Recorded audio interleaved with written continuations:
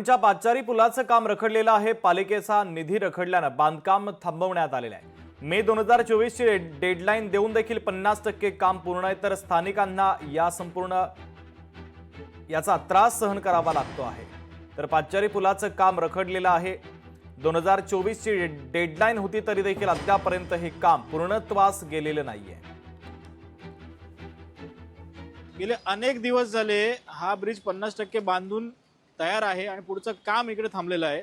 जेव्हा आम्ही रेल्वे प्रशासनाला याबाबत विचारलं तेव्हा असं सांगण्यात आलं तर मुंबई महानगरपालिकेने याबाबतचे पैसे दिलेले नाहीत म्हणून हे काम बंद आहे। मुंबई महानगरपालिकेकडे हजारो कोटी रुपये हे त्यांची सेव्हिंग होती आणि त्याच्या एफडी केलेल्या होत्या असं बोललं जायचं। आणि आता गेल्या जेव्हा 2-2.5 वर्ष याच्यावरती प्रशासक राज्य आहे तेव्हा मुंबई महानगरपालिकेतले हे सगळे पैसे हे इतरत्र वळवले गेलेले आहेत आणि मुंबई महानगरपालिका कर्जबाजारी झालेली आहे असं जे सांगितलं जातं तेच कुठेतरी खरं आहे का, हाच प्रश्न होता। आणि त्यामुळेच मुळात अशा सगळ्या ज्या प्रकल्प आहेत त्यांना पैसे दिले जात नाहीयेत।